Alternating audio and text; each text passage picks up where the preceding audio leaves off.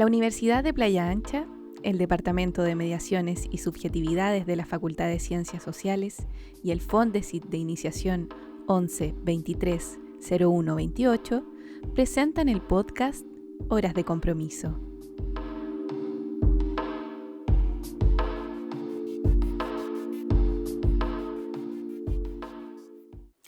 Hola, ¿cómo están? Muy buenos días. En este frío martes acá en Valparaíso damos inicio a nuestro tercer capítulo de Horas de Compromiso.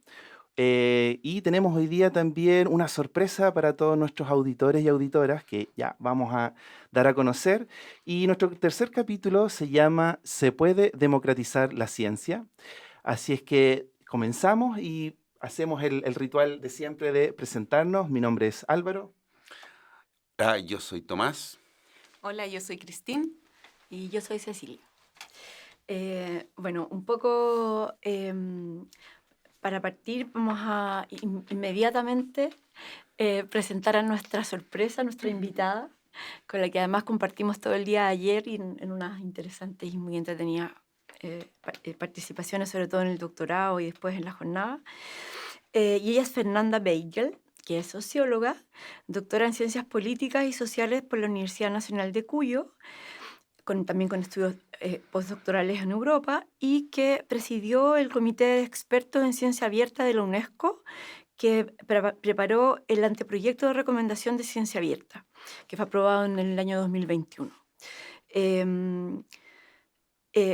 Un poco para contextualizar respecto a lo que hemos venido haciendo, este podcast surge como la parte 2 de una iniciativa que desarrollamos en el Departamento de Mediaciones y Subjetividades a propósito de resignificar los fracasos académicos, ¿cierto? Como qué se hace con aquello que uno aprendió, que uno profundizó, sobre todo con los proyectos, pero también con los papers, y que después quedan en un trabajo que no tiene una representación concreta, porque no nos ganamos el proyecto, pero que además se vive de manera muy individual, se vive de manera muy castigadora, genera mucha inseguridad, genera muchas comparaciones también en algunos equipos y va como cercenando nuestra confianza en nosotros mismos y nosotras mismas.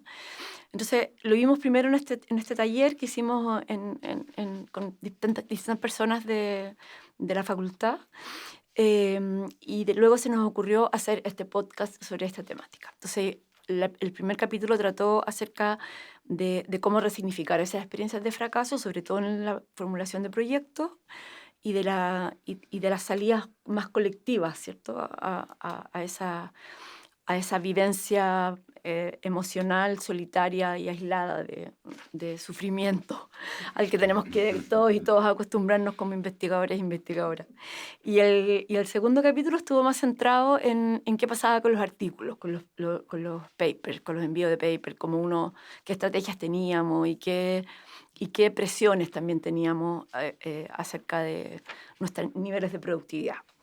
Y por lo tanto, la conversación contigo está inserta o inscrita en ese contexto, y para nosotros es súper importante tenerte acá a propósito de entretejer lo que hemos ido construyendo acá de manera bien artesanal también, con tu perspectiva como de esta mirada como también de la ciencia abierta, pero también de cómo se democratiza, de cómo se consigue mayor igualdad, de cómo el proceso de las ciencias abiertas tiene que ver también con diferentes ámbitos y diferentes dimensiones.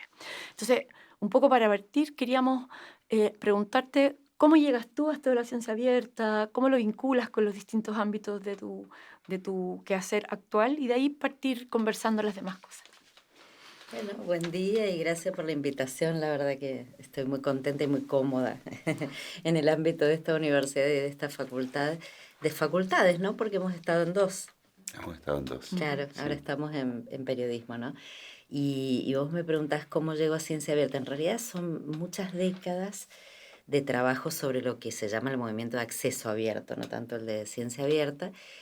El de ciencia abierta es también un viejo movimiento, pero el de acceso abierto es muy propiamente latinoamericano, un movimiento que desde la digitalización de las revistas apareció como la posibilidad de que estas revistas estuvieran disponibles inmediatamente, y por ser revistas universitarias, revistas que hoy se llaman Diamante, que en aquel momento simplemente eran nuestras revistas que querían estar disponibles lo más rápido en Internet, pero a la vez sin ningún costo, sin ningún tipo de comercialización. Bueno, ese movimiento se fue expandiendo al compás de distintas iniciativas, que todas eran no casualmente de gobiernos o de universidades públicas. Por ejemplo, en el 94 se crea la Tindex en México, pero ya era el resultado de todo un movimiento previo con sistemas de indexación que la misma UNAM de México había creado, que se llaman clase y periódica. Siempre el movimiento de bibliotecarios y bibliotecarias que han sido, no sé, yo creo una pieza clave de toda la ampliación de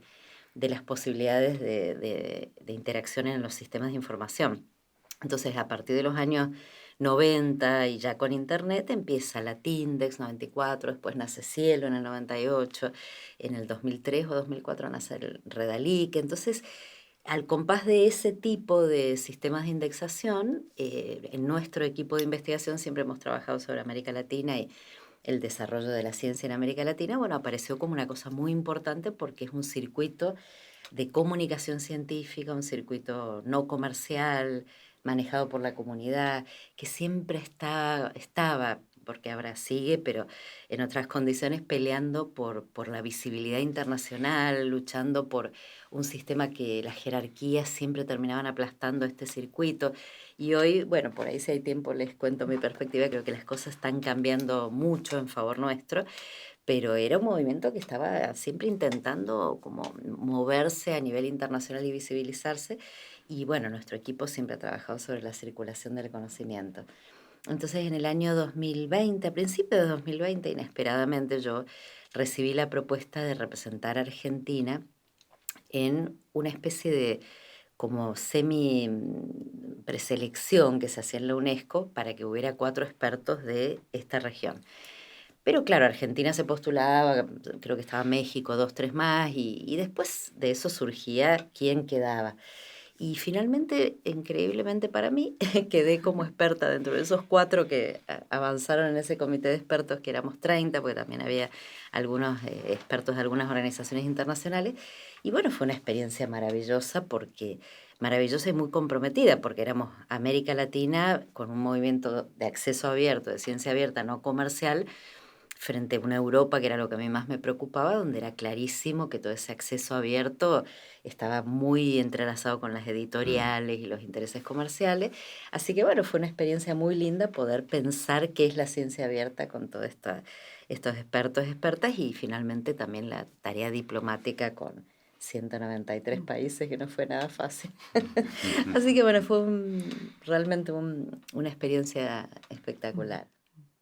Oye, Fernanda, qué interesante esto que tú planteas de este crecimiento latinoamericano, lo mencionaste varias veces. Cuéntame un poquito ahí qué sensaciones te emergían en ti viendo estos movimientos, viendo que se estaban ahí organizando algunas cosas. Porque claro, nos hiciste una descripción histórica y política muy importante, pero cuéntanos qué pasaba contigo, qué sensaciones te pasaban observando esto que estaba ahí frente a ti. Mira, si me pongo en el 2020-2021, los años estos de la recomendación de ciencia abierta, hay muchas cosas que rodean la experiencia personal. Una es que empieza esto, me nombran y viene la pandemia, marzo de 2020. O sea, yo me entero de esto 20 días antes. Entonces todo el trabajo fue virtual y no in situ en París, que sí en 2021 pudimos hacer varias reuniones más, la última etapa antes de la conferencia, pero sobre todo también fue como una bisagra que cambió todo ese movimiento de acceso abierto. Entonces lo vivimos ahí muy desde adentro. Y claro, eso también me llevó a poder, yo ya había comenzado una tarea de como investigadora, pero intentar generar con una diplomacia académica, digamos, que estas organizaciones, sistemas de indexación, encontráramos una mesa común. Claxo había hecho unos esfuerzos enormes en esa dirección, de tratar que Redalic, Cielo, la Tindex, incluso la referencia, que es un gran actor en este proceso, ¿no? De la Federación de Repositorios, pudieran mostrar a América Latina. Como les decía recién, era como que la lucha era la visibilidad, la circulación. Y con mucho temor también lo viví, porque esa recomendación de ciencia abierta implicaba poner conceptualmente valores, ideas generales, cuánto iba a tener, sobre todo con los europeos, ¿no? Cuánto íbamos a tener de incorporación de elementos que para América Latina son inaceptables, de la ciencia abierta para el mundo privado, o de las editoriales que sabíamos, ya en ese momento estaba el Plan S, que era la coalición S, se crea yo creo en 2018 con un plan de acceso abierto para toda Europa y muchísimo financiamiento. Y sabemos que se armó con la idea de seguir sosteniendo la industria editorial. Entonces, y los latinoamericanos que estábamos ahí, yo no los conocía tampoco. O sea, creo que ayer les contaba a ellos. Y lo primero que fue muy loco desde lo personal fue que arrancamos, éramos 4 de América Latina, más una quinta, Carolina Botero, de Colombia, experta en ciencia participativa, ciencia ciudadana. Y lo primero que hacemos los latinoamericanos, por supuesto, es intercambiar y ver qué pensamos. Y bueno, y cada uno representaba países. Había una de Venezuela, de Brasil, de Uruguay, Carolina de Colombia y yo. Y entonces conocernos y ver si íbamos a... Yo lo primero que le decía es, lo único que quiero es tener esta pequeña comunidad para ver si podemos estar de acuerdo en discutir y aparecieron rápidamente diferencias con Asia, con África, o sea que tampoco era que el sur-sur iba a ser tan fácil. Y bueno, y a partir de esa pequeña comunidad, aún con los signos de los gobiernos de su momento, pudimos empujar una recomendación que mucho después pude, en la percepción de mis colegas, saber que ha sido muy bien recibida, pero era un compromiso enorme, porque también estábamos poniendo el nombre en algo que no sabíamos cómo iba a derivar. A la mitad del proceso yo tuve algunos temores que digo, bueno, por ahí yo hasta tendría que públicamente decir si no estoy de acuerdo, la vivía con esa tensión y con la responsabilidad de que por toda una serie de cosas que les conté ayer más en estilo anécdota, quedé presidiendo el comité. Entonces, claro, peor aún, porque era la Imagínate. responsabilidad encima de ser la chair de todo eso. Así que bueno, fue desde lo personal un esfuerzo bastante grande, pero que también disfruté, sí. Oye, ayer, perdón, esto tiene que estar así. En el último podcast conversábamos justamente sobre las grandes editoriales, sobre el tema del APC, ¿no? El pago del procesamiento de artículos y todo. Y estaba pensando en el acceso diamante justamente y quién paga, ¿no? Estaba pensando justamente en quién paga y estaba pensando en el vínculo con la política, ¿no? Sobre todo en Argentina, que están viviendo un contexto bien difícil ahí. ¿Cómo se ve eso? ¿Cómo se ve ese vínculo con la política y particularmente en contexto como el argentino? Bueno, el quién pague, el tema de las editoriales ya en ese proceso de la recomendación era muy complejo. Por suerte pudimos tomar un acuerdo los expertos y los países y la recomendación plantea explícitamente que la recomendación de no acceder al pago de APCs, incluso de pagos por libros también. O sea que fue un gran logro para nosotros que eso estuviera explícito ahí y que se recomendara justamente este tipo de acceso abierto, diamante, sin pago de autores, ni que es lo que lo define, ni para leer ni para publicar, ¿no? Y el tema es que también en Europa, en el camino, hubo un proceso como de advertencia por parte de las universidades, de los mismos funders que son estos que financiaban tanto estos pagos, de darse cuenta que esto ha generado muchas distorsiones. Entonces, para ir llegando al punto final de tu pregunta, lo que terminó quedando muy claro es que este sistema de acceso abierto de pago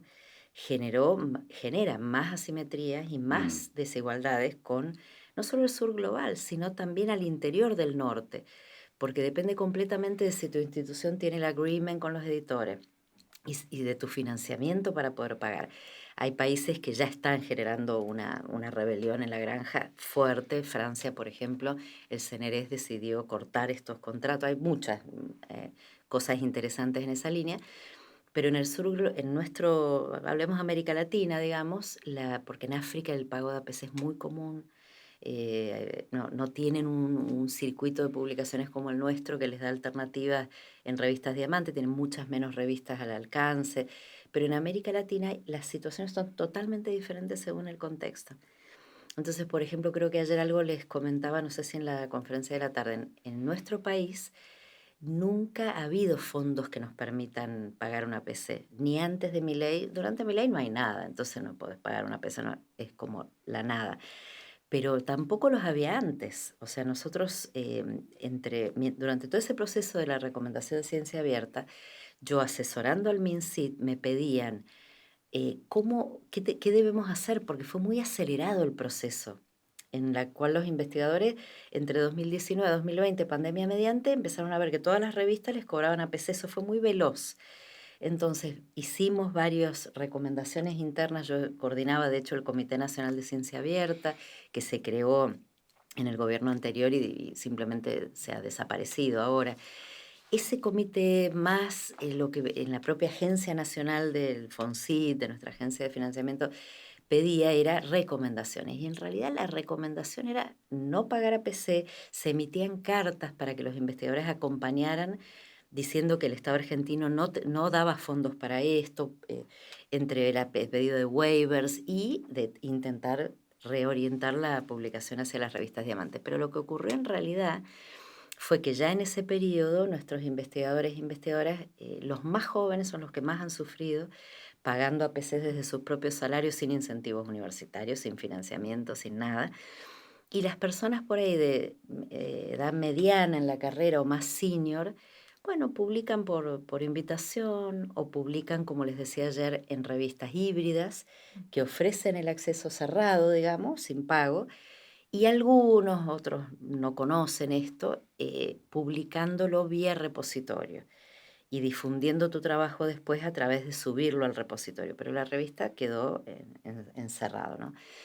Entonces, en el contexto argentino, yo creo que lo que nos ha pasado en este último periodo es un achicamiento de todas nuestras posibilidades en términos de financiamiento, cero, porque antes teníamos un financiamiento relativamente importante para desarrollar los proyectos, nunca para publicar, nunca tenía este signo que tiene mucho aquí o en otros países, en Colombia también, pero sí para desarrollar los proyectos. Entonces, ahora, bueno, es una supervivencia desde toda perspectiva, desde la investigación hasta enfrentar este tema del acceso abierto.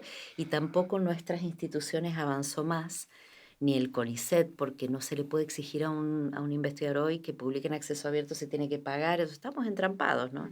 En algo que termina siendo, y para ir a lo que es el eje del podcast, una tremenda presión, un corsé que cada vez me aprieta más al investigador, por el contexto político, por el embate contra la ciencia y contra la ciencia social en particular. Un embate que se vive desde lo personal y se vive en un supermercado. O sea, no me estoy refiriendo a que esto es algo general contra el ano de Batman y esa historia que hubo, sino que la vivís en situaciones incluso con personas en la calle o en el supermercado que piensan que un investigador de CONICET es un ladrón, o sea, ese tipo de locuras, ¿no? Y bueno, este tema de la PC es otra presión más, ¿no? Creo que es algo que igual hemos tocado en episodios anteriores.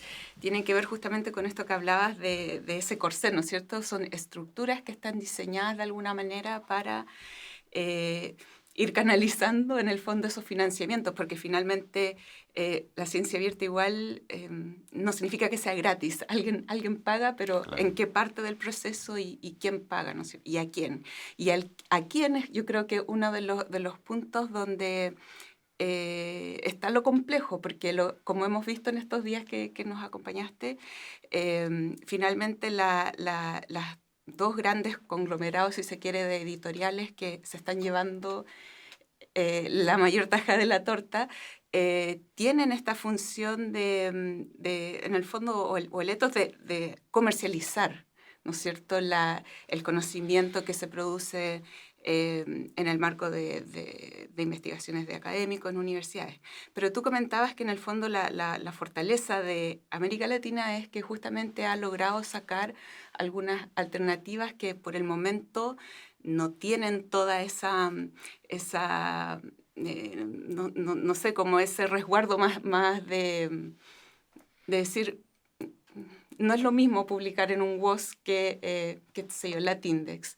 Entonces, ¿cómo crees tú que podamos realmente avanzar para pensar que es importante porque uno puede decir, ya, yo tengo la convicción, voy a publicar en Claro. Latindex, pero si por nuestra parte la agencia, ¿no es cierto?, nacional nos está pidiendo vos, no me voy a quedar atrás. O sea, por eso también la vivencia es personal, ¿verdad? Entonces, pero ¿cómo o qué estrategias crees tú que se pueden ir armando o conformando para también ir mostrando que hay alternativas y que no es como la vida y la muerte solo estar en voz o en Scopus? Claro, sí, realmente es muy difícil. Yo ahora recordaba cuando ustedes me comentaban el eje del podcast, el libro de Lea Jiménez Toledo, que se llama El malestar de los profesores. Y claro, se centra en el problema de la evaluación, porque Mm. ya creo que hay un consenso a nivel mundial desde los equipos de investigación, pasando por los que financian las investigaciones, las autoridades de las universidades, asociaciones internacionales, etcétera, que la reforma de la ciencia abierta y la de la evaluación deben ir de la mano. Si no, esto no va a funcionar. ¿Por qué? Porque la de la ciencia abierta avanzó sin cambios en la evaluación y avanzó hacia esto, hacia una comercialización creciente. Ayer les decía que en este último trabajo del drenaje de las publicaciones que les mostré, no solo se muestran los millones, billones en términos en inglés, que ganan estas editoriales, porque yo creo que es el negocio más rentable, lo he escuchado en distintos informes de Europa, porque realmente o sea, hay mucho prestigio, capital simbólico en juego, muchos y muchísimas investigadoras que estamos evaluando gratuitamente, o sea, tiene un ejército de evaluadores que trabajan gratuitamente y se pueden dar el lujo esas editoriales, por estas exigencias de los sistemas de evaluación, de ir subiendo los precios. O sea, el Nature, que antes era 8.000, fue 9.000, es 11.500 y así. Entonces, ellos van, para mí, directamente como si fuese un extractivismo puro, ¿no? Sacando del ámbito académico hacia una industria que no es el campo académico, que es un mercado.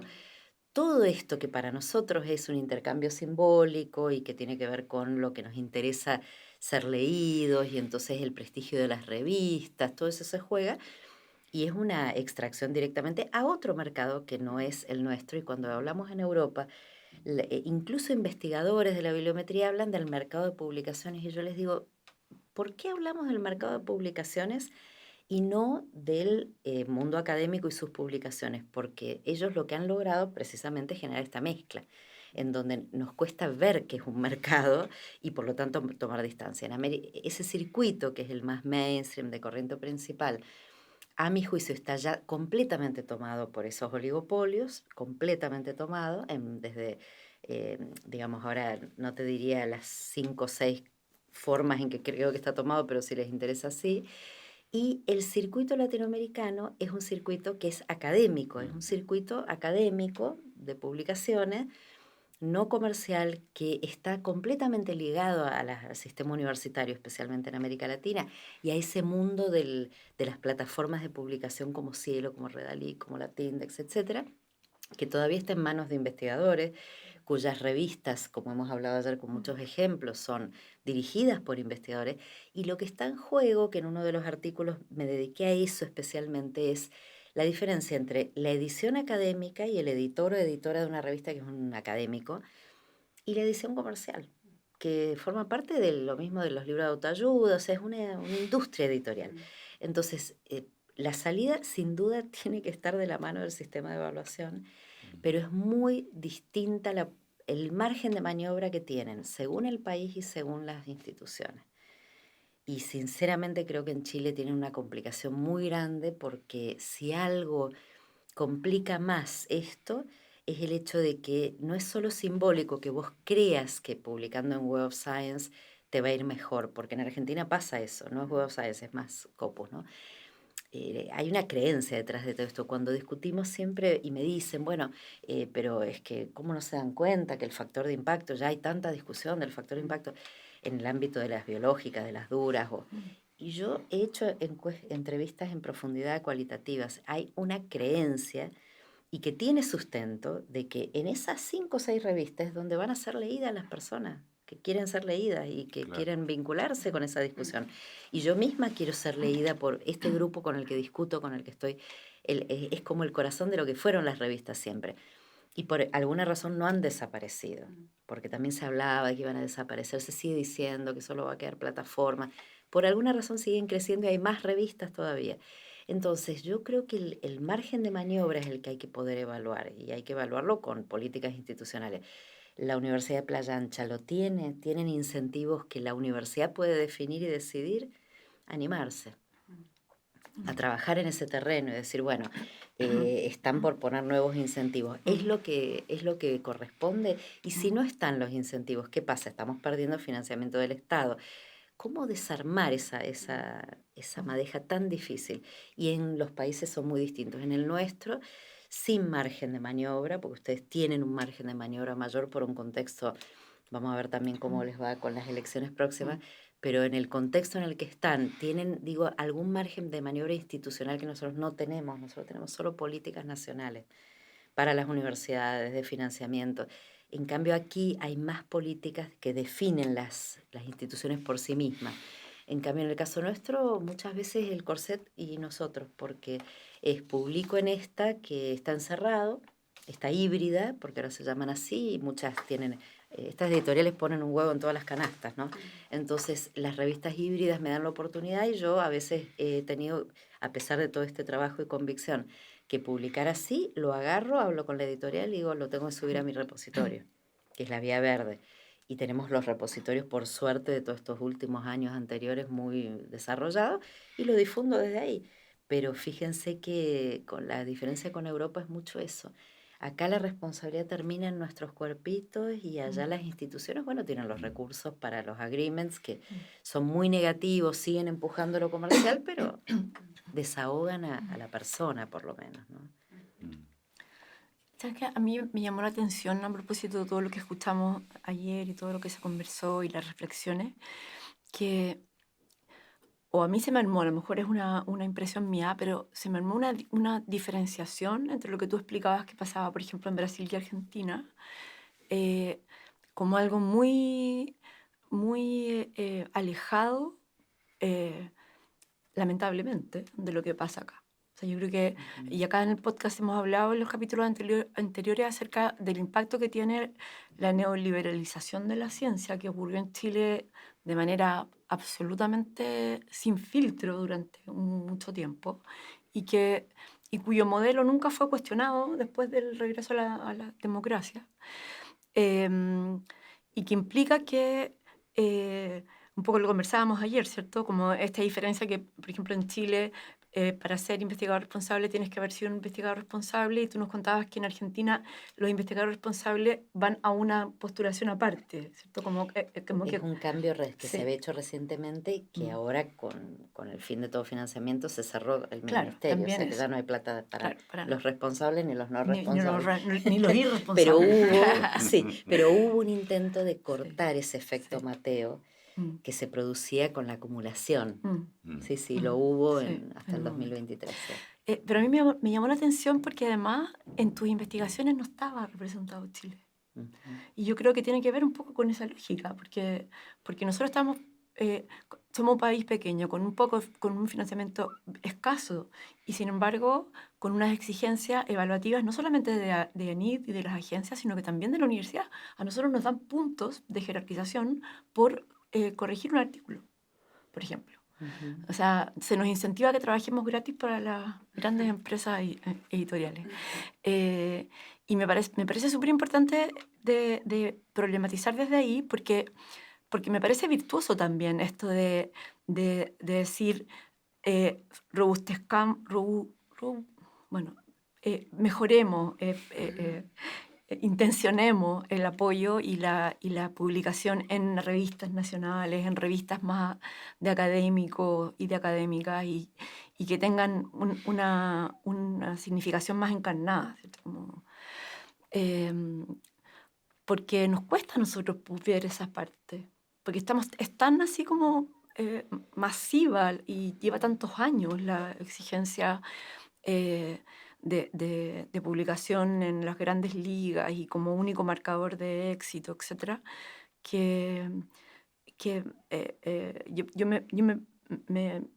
me sorprendí a mí misma escuchándote y pensando, claro, a lo mejor tienen menos impacto en esos números, pero sin embargo producen una comunicación del conocimiento que nos saca estas lógicas que nosotros hemos trabajado, que nos llevan a sufrir los fracasos, a no poder resignificar o transformar en otra cosa esas experiencias de fracaso en esas grandes líderes, ¿cierto? Y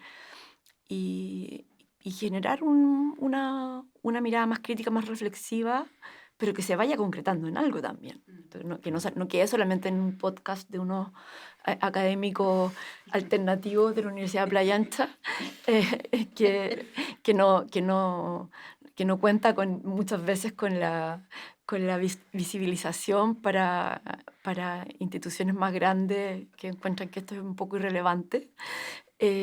Sino que sea una cosa más dialogada, porque se nos vienen tiempos malos. Sí.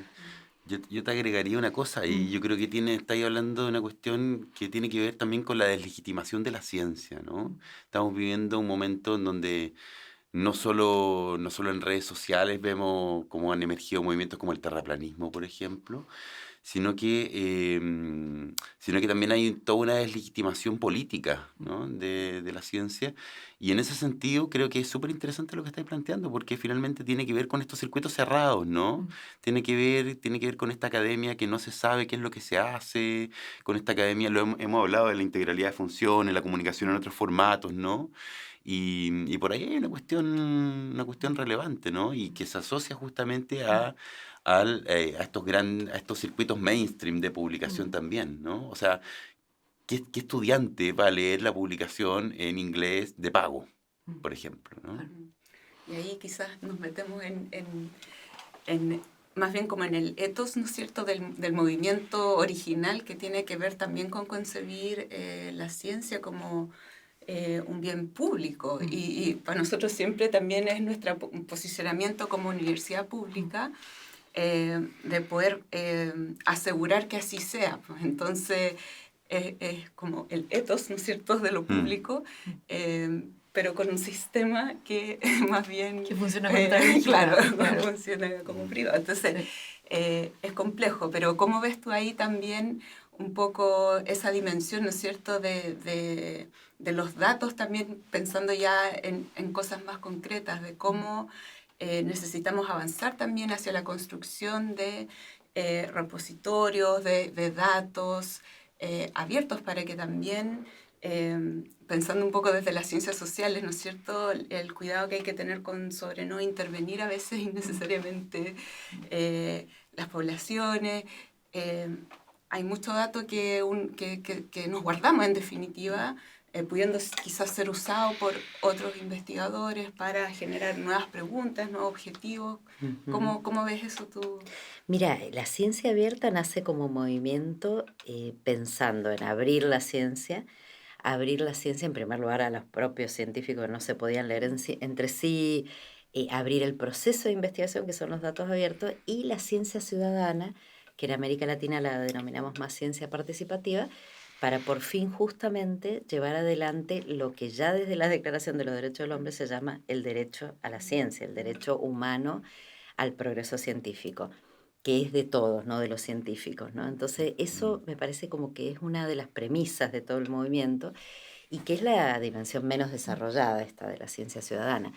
Pero retomando lo que vos decís, lo que ha pasado también con esa comercialización de la industria editorial y con esa neoliberalización, digamos, que en Chile está muy exacerbada, es que se exacerbe el academicismo, porque, digamos, publicar, además con todos estos empujes de incentivos y demás, es publicar en aquella revista que no importa qué impacto pueda tener acá, ni en las poblaciones, ni en la universidad, ni en nada.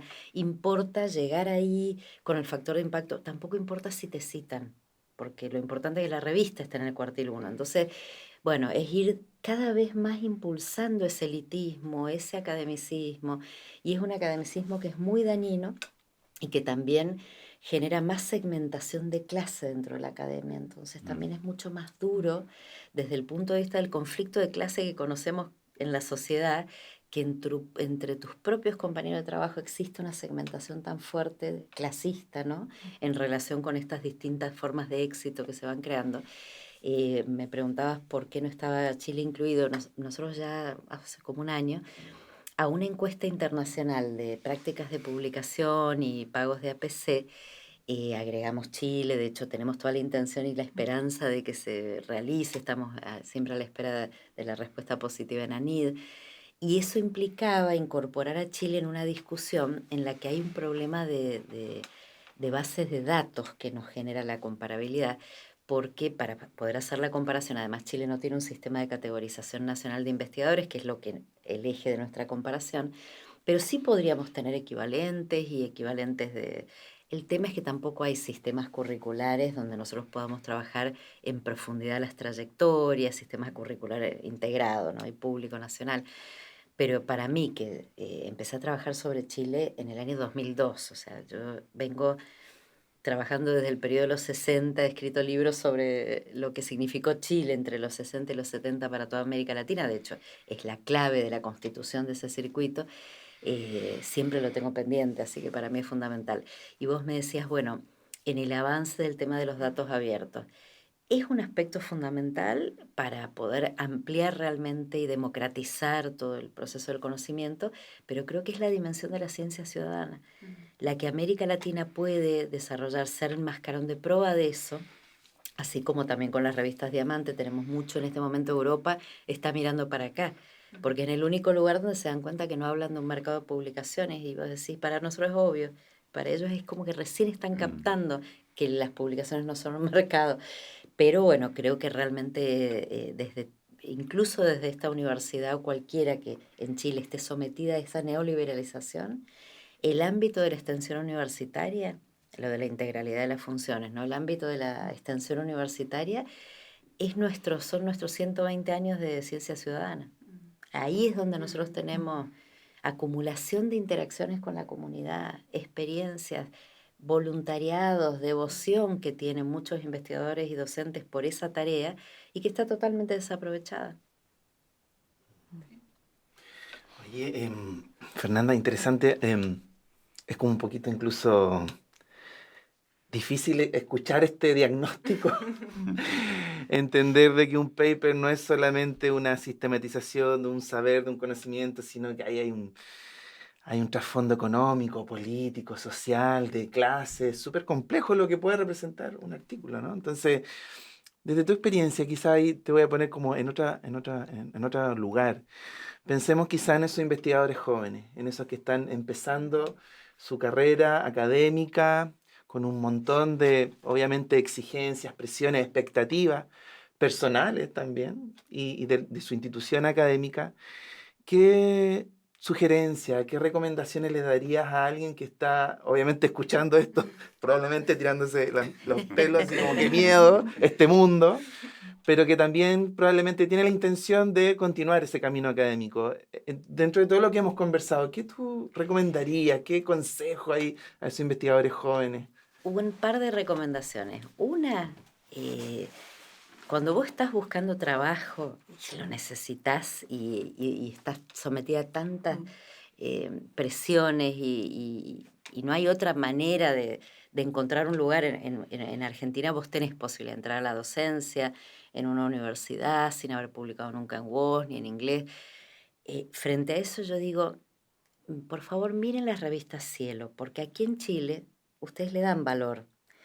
Y hasta donde yo sé, las revistas Cielo, porque tienen una agencia Cielo dentro de ANID, tienen un valor. Y las revistas Cielo son una colección que les ofrece, si eso les da puntaje, digo para ir a lo práctico, es decir, cómo ayudar. Bueno, si eso les da puntaje, la colección de revistas Cielo es una colección de mucha calidad, que casi la mitad son de las ciencias biológicas, de las ciencias naturales, o sea, Redalí, que es más ciencia social y humana, pero vos en Cielo encontrás revistas de mucha calidad para un médico, para un biólogo, para una, no sé, que estudia astronomía. No me acuerdo si astronomía hay muchas revistas, pero sí para biología, ciencias médicas. Es una colección que nace de la vieja Vireme de los años 60, Son revistas antiguas, son revistas que te van a evaluar correctamente y que te van a responder correctamente. Brasil, la colección Cielo Brasil es enorme, te da posibilidad de publicar en inglés si querés, porque tiene muchas revistas también en inglés,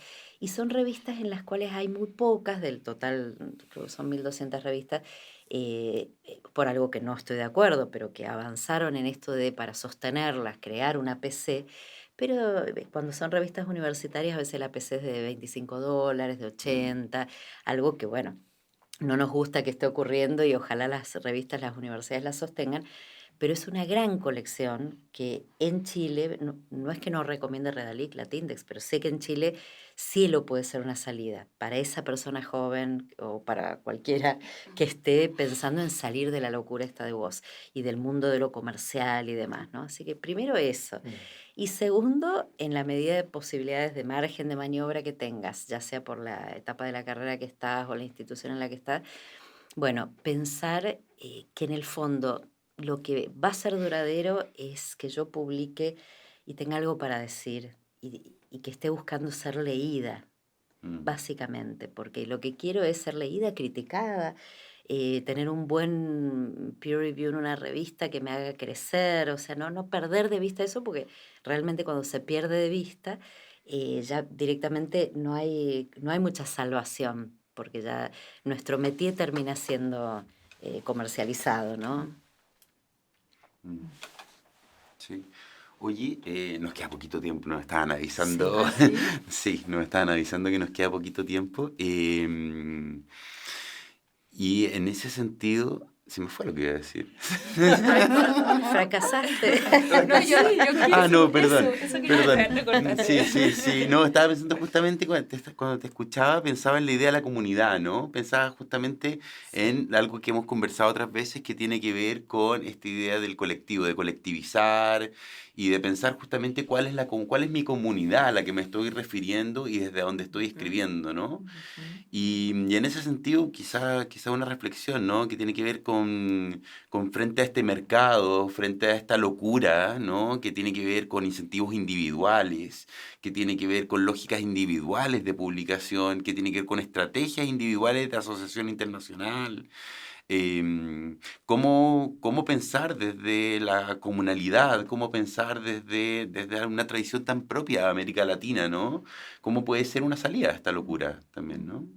Bueno, en este paper que les decía con tantos colegas del norte que se llama El Drenaje, la propuesta es la parte latinoamericana que hay ahí de mi contribución a esa discusión, es decir, hay que recomunalizar, digamos, las publicaciones científicas y lo están tomando en el norte porque las nuestras ya son comunitarias, ¿no? Y la comunidad puede ser desde la comunidad que, no sé, disciplinar que sostiene la revista, hasta la comunidad universitaria y académica de la institución, donde la revista se edita. Esa recomunalización, ¿no? Me parece que... Sí. Oye, y yo tengo una pregunta también, así como desde, un poco volviendo al episodio 1 de nuestro podcast, porque me imagino que la experiencia de investigadora, ¿no es cierto?, en estos temas, ¿cómo quizás ahora a esta altura de tu carrera, que ya tienes mucha experiencia, eres una experta en tu tema, quizás no te toca, pero al inicio de la carrera, ¿cómo tuviste que enfrentar en el fondo fracasos cuando lo que estás haciendo es justamente de alguna manera criticar este sistema? ¿Te tocó vivir eso a lo mejor en rechazo de proyectos y cómo reflexionaste sobre eso también? Sí, proyectos siempre hay rechazo. Al día de hoy, con la situación que tenemos en Argentina, hemos presentado 25 proyectos, de los cuales 15 han salido negativos. Estamos buscando siempre más financiamiento internacional en este momento. Pero me remitiría más a la otra época, porque ahora uno tiene la espalda como muy curtida y vamos para adelante y vamos con el próximo, a nivel de financiamiento y a nivel, bueno, y al día de hoy a nivel de rechazo en una revista, ayer les comentaba, yo la peleo. O sea, si viene una evaluación que me convence de que realmente el artículo no está en condiciones, voy, me encierro a trabajar hasta que no saco una nueva versión, aunque tenga que ir para otra revista. Ahora, si viene un peer review que a mí me parece que es ideológico, o que no leyó el artículo, o que lo que está haciendo es tratando, con el conflicto de interés está siempre muy presente, de obturar la salida de algo que le discute no sé, una cosa establecida, yo le escribo al editor y le digo, mire, o sea, esta revista, hace poco me pasó ya con 2 casos, les decía, y fueron exitosos, de decir, bueno, nos criticaba, todo el trabajo está hecho sobre bases de datos nacionales, alternativas a estas bases mainstream. Entonces nos criticaba el uso de la base, diciendo, bueno, que son muy sucias, porque... Entonces digo, bueno, pero si lo que estamos tratando de buscar bases alternativas y a nivel internacional están aceptando la exploración de estas bases alternativas, le planteé al director, bueno, la revista entonces decidió que no va a trabajar nada alternativo y solo quiere bases de datos como Web of Science o Scopus. No, mande el artículo revisado. O sea, por eso te digo, yo la peleo cuando es así. Yo la peleo, pero cuando les contaba a ellos de experiencias de más iniciales, justo con la revista inicial, porque yo mi tesis doctoral fue sobre los años 20, una sociología del arte, y había hecho siempre trabajo sobre Perú, yo trabajé sobre Mariate. Cuando veo en Argentina, trabajo en una serie de archivos, pero como algo complementario, veo la revista inicial, que era una revista muy enigmática en muchos aspectos, duró un periodo breve, y encuentro unos números en disidencia, que en ese archivo los localizo, o en un archivo de Washington, me parece. Y siento que tengo ante mí una cosa nueva, como un pequeño tesoro. Y tenía habilidad ya de escritura, escribo el artículo y me vienen las 2 evaluaciones diciendo, o sea, no conoces el campo de la discusión, hay esto, lo otro. Y realmente el artículo lo vi como inarreglable, porque digo, realmente lo que encuentro es que efectivamente no conozco el estado de la cuestión y no estoy diciendo nada nuevo. Y jamás la publiqué y quedó ahí. Pero fue un aprendizaje grande para mí, porque yo lo veo en jóvenes de mi propio equipo. Por ahí la persona joven con esta locura cree que yo lo que te voy a hacer es citar a algunos autores, o porque la revista me lo pide, porque si no están citados tales no me lo van a aceptar, o porque hago como un raconto y una listita de, tengo que poner este. No, el estado de la cuestión se lee muy en profundidad. Y a esta altura yo me reservo siempre 1 o 2 meses del año en el que solo estoy leyendo, porque si no, no hay nada nuevo para decir. O sea, el estado de la cuestión no es poca cosa, es casi lo fundamental, ¿no? Entonces, ese fue mi aprendizaje aquella vez. Gracias. Bueno, espero que hayamos cumplido con la petición de nuestro público de que volviéramos a referirnos al tema de los fracasos, porque fue un tema muy bien recibido en el episodio 1 y después nos dijeron no, porque se salieron mucho de ese tema. Parece que hay mucha necesidad de ayuda, de acompañamiento, de identificarse con estas temáticas en conjunto con otros y otras. Y de alguna forma este podcast se ha convertido un poco en ese refugio, yo creo, para las personas que lo han escuchado. Ojalá que podamos llegar a más personas. Así que te agradecemos un montón que hayas estado acá con nosotros, que hayamos podido encontrar estos vínculos, ¿cierto?, entre algo tan transnacional como son las políticas de publicaciones y los sistemas de publicaciones y los negocios de publicaciones versus las academias de publicaciones. Y vincular eso con nuestras experiencias personales, con estos consejos que nos das, que yo creo que, claro, de repente es mejor publicar 2 cielos que un Scopus y vamos a tener el mismo punto. Y ahí tenemos que pelear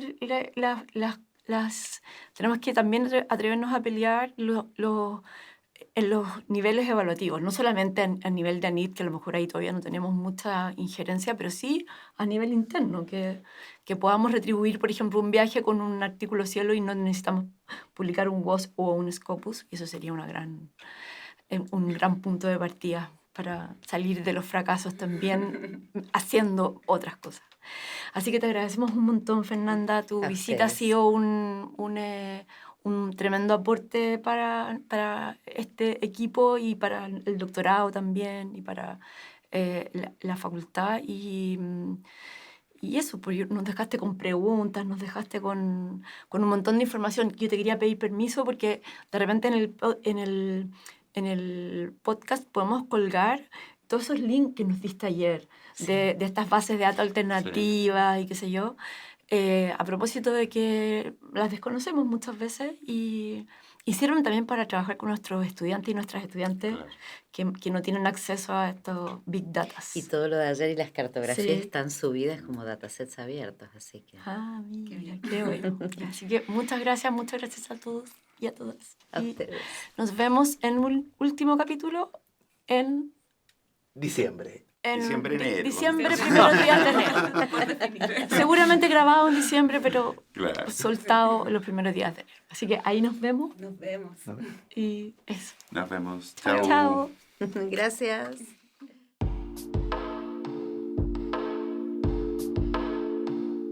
La Universidad de Playa Ancha, el Departamento de Mediaciones y Subjetividades de la Facultad de Ciencias Sociales y el Fondesit de Iniciación 11 23 01 28 presentaron el podcast Horas de Compromiso.